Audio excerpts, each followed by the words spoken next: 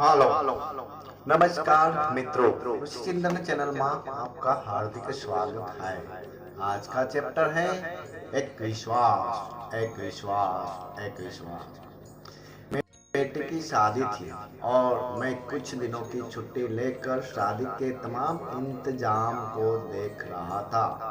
उस दिन सफर से लौटकर मैं घर आया तो पत्नी ने आकर एक लिफाफा मुझे पकड़ा दिया।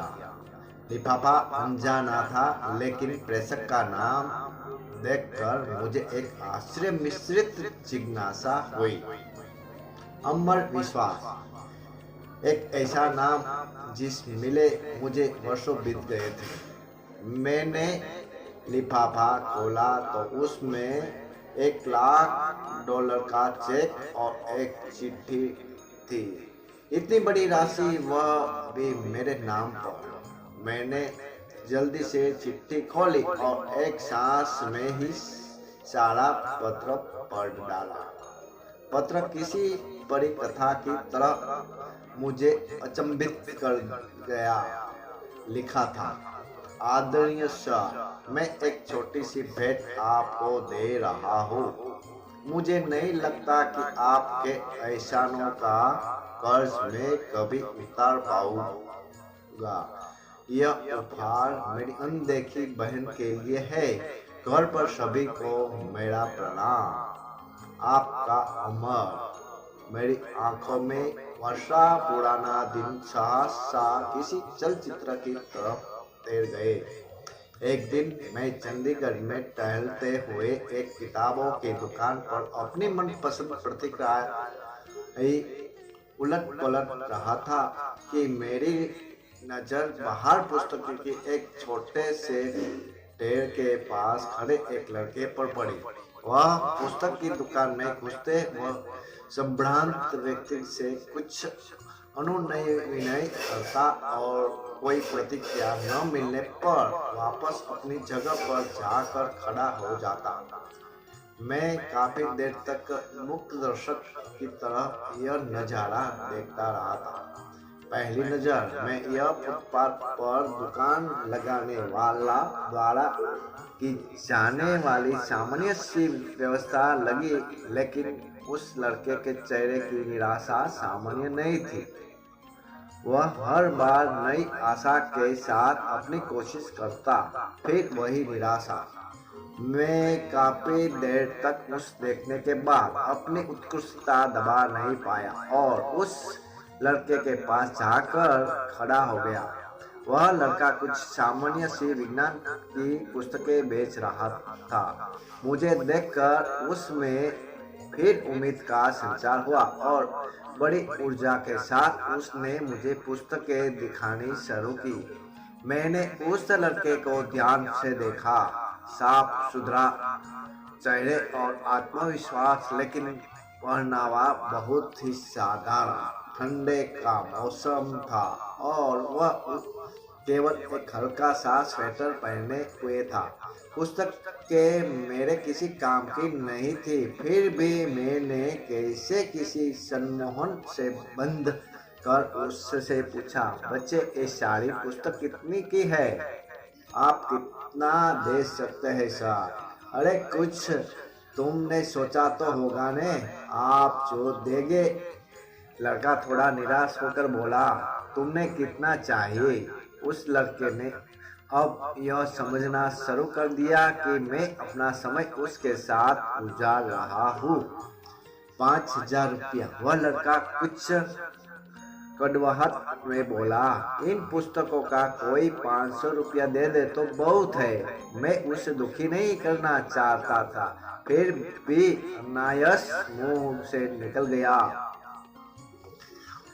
अब उस लड़के का चेहरा देखने लायक था। जैसे ढेर सारी निराशा किसी ने उसके चेहरे पर उंडेल दी हो। मुझे अब अपने कहे पर पछतावा हुआ। मैंने अपना एक हाथ उसके कंधे पर रखा और उससे सात्वनता भरे शब्द में फिर पूछा, देखो बेटा, मुझे तुम पुस्तक बेचने वाले तो नहीं लगते। क्या बात है? साफ साफ बताओ कि क्या जरूरत है। वह लड़का तब जैसे फुट पड़ा। शायद काफी समय निराशा का उतराव चला, अब उसके बर्दाश्त के बाहर था। सर, मैं 10+2 कर चुका हूँ। मेरे पिता एक छोटे से रेस्तरां में काम करते हैं। मेरा मेडिकल में चयन हो चुका है। अब उसमें प्रवेश के लिए मुझे पैसा की जरूरत है। कुछ तो मेरे पिताजी देने के लिए तैयार है, कुछ का इंतजाम वह अभी नहीं कर सकते। लड़के ने एक ही सांस में बड़ी अच्छी अंग्रेजी में कहा, तुम्हारा नाम क्या है? मैंने मंत्रमुग्ध होकर पूछा। अमर विश्वास। तुम विश्वास हो तो दिल छोटा करते हो। कितना पैसा चाहिए? 5,000 रुपया। अब की बार उसके स्वर में दीनता थी। अगर मैं तुमने यह रकम दे दूं तो क्या मुझे वापस कर पाओगे? इन पुस्तकों की इतनी कीमत तो है नहीं। इस बारे में ने थोड़ा हंस कर पूछा। सर, आपने ही तो कहा कि मैं विश्वास हूँ। आप मुझ पर विश्वास कर सकते हैं। मैं पिछले 4 दिन से यहाँ आता हूँ। आप पहले आदमी है जिसने इतना पूछा। अगर पैसा का इंतजाम नहीं हो पाए तो मैं भी आपको किसी होटल में कंप्लेंट धोना हुआ मिलूंगा। उसके स्वर में अपने भविष्य के डूबने की आशंका थी। उसे के स्वर में जान क्या बात थी जो मेरे बहन में उसके लिए सहयोग की भावना तैरने लगी। मस्तिष्क उस पर जालसाज के ज्यादा कुछ मानने को तैयार नहीं था, जबकि दिल में उसकी बात को स्वीकार करने का स्वर उठने लगा था। आखिर में दिल जीत गया। मैंने अपने पर्स से 5,000 रुपया निकाले, जिन्हें को मैं शेयर मार्केट में निवेश करने की सोच रहा था। उसे पकड़ा दिया। वैसे इतने रुपये तो मेरे लिए भी मान रखते थे, लेकिन न जाने किस मोह में मुझे से वह पैसा निकलवा दिया।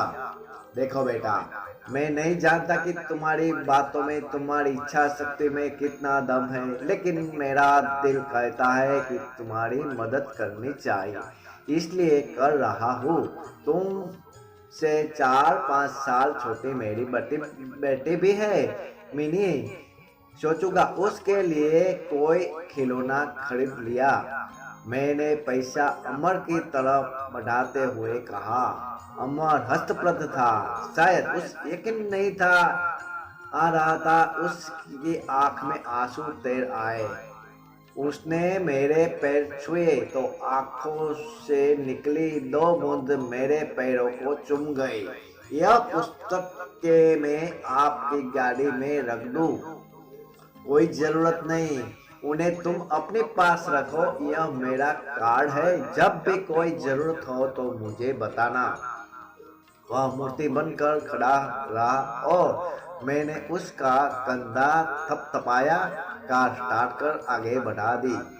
कार को चलाते हुए वह घटना मेरे दिमाग में घुट रही थी और मैं अपने खेले हुए के बारे में सोच रहा था, जिसमें अनिश्चितता की ज्यादा थी। कोई दूसरा सुनेगा तो मुझे एक भावुक मूर्ख से ज्यादा कुछ नहीं समझेगा।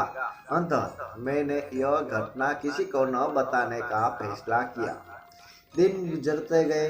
अमर ने अपने मेडिकल में दाखिल की सूचना मुझे एक पत्र के माध्यम से दी। मुझे अपनी मूर्खता से कुछ मानवता नजर आई। एक अनजान सी शक्ति में यह कहे दिल में अंदर बैठे मानव ने मुझे प्रेरित किया कि मैं 1,000-2,000 रुपए उसके पते पर फिर भेज दूं। भावनाएं बीती और मैंने अपनी मूर्खता फिर दोहराई। दिन हवा होते गए। उसका संक्षिप्त सा पत्र आता ही मैं 4 लाइन होती। दूसरे मेरे लिए एक अपनी पढ़ाई का और एक मिनी के लिए उससे जियो अपनी बहन बुलाता था। मैं अपनी मूर्खता दोहराता और उसे भूल जाता। मैंने कभी चेष्टा भी नहीं की कि उसके पास जाकर अपने पैसा का उपयोग देखूं। न कभी वह मेरे घर आया। कुछ साल तक यही क्रम चलता रहा। एक दिन उसका पत्र आया कि वह उच्च शिक्षा के लिए ऑस्ट्रेलिया जा रहा है। छात्रवृत्तियों के बारे में भी बताया था और एक लाइन मिनी के लिए लिखना वह अब भी नहीं भूला। मुझे अपनी उस मूर्खता पर दूसरी बार फक हुआ। बिना उस पत्र की सच्चाई जाने समय पंख लगाकर उड़ता रहा। अमर ने अपनी शादी का कार्ड भेजा। वह शायद ऑस्ट्रेलिया में ही बसने के विचार में था। मिनी भी अपनी पढ़ाई पूरी कर चुकी थी। एक बड़े परिवार में उसका रिश्ता तय हुआ था। अब मुझे मिनी की शादी लड़के वालों के हैसियत के हिसाब से करनी थी। एक सरकारी उपक्रम का बड़ा अफसर कागजी से ही होता है। शादी के प्रबंध के लिए ढेर सारे पैसा का इंतजाम, उधड़बुन और अब वह चेक। मैं वापस अपनी दुनिया में लौट आया। मैंने अमर को एक बार फिर याद किया और मिनी की शादी का एक कार्ड अमर को भी भेज दिया। शादी की गहमी चल रही थी। मैं और मेरी पत्नी व्यवस्थाओं में व्यस्त थे और मिनी अपनी सहेलियों में एक बड़ी सी गाड़ी पोर्च में आकर रुकी। एक संभ्रांत से शख्स के लिए ड्राइवर ने गाड़ी का गेट खोला तो उसे शख्स के साथ उसकी पत्नी, जिसकी गोद में एक बच्चा था, वे गाड़ी से बाहर निकले। मैं अपने दरवाजे पर जाकर खड़ा हुआ तो लगा कि उस व्यक्ति को पहले भी कभी देखा है। उसने आकर मेरी पत्नी और मेरे पैर छुए। सर, मैं अमर, वह बड़ी श्रद्धा से बोला। मेरी पत्नी अचंभित सी खड़ी थी। मैंने बड़े गर्व से उसे सीने से लगा दिया। उसका बेटा मेरी पत्नी की गोद में घर सा अनुभव कर रहा था। मिनी अब भी संशय में थी। अमर अपने साथ ढेर सारे उपहार लेकर आया था। मिनी को उसने बड़ी आत्मीयता से गले लगाया। मिनी भाई पाकर बड़ी खुशी थी। अमर शादी में एक बड़े भाई की रस्म हर तरह से निभाने में लगा रहा। उसने न कोई बड़ी जिम्मेदारी मुझ पर डाली और न ही मेरे चाहते हुए मुझे एक भी पैसा खर्च करने दिया। उसके भारत प्रवास के दिन जैसा पंख लगाकर उड़ गए। इस बार अमर जब ऑस्ट्रेलिया वापस लौटा तो हवाई अड्डे पर उसको विदाई करते हुए न केवल मेरी बल्कि मेरी पत्नी मिनी सभी को आंख नम थी। हवाई जहाज ऊंचा और ऊंचा आकाश का छूने चल दिया और उसी के साथ मेरा विश्वास भी आसमान छू रहा था। मैं अपनी मूर्खता पर एक बार फिर गर्वित था और सोच रहा था कि इस नश्वर संसार को चलाने वाला कोई भगवान नहीं, हमारा विश्वास ही है, विश्वास ही है। पंडित श्री राम शर्मा आचार्य जी। जय गुरुदेव, जय गुरुदेव।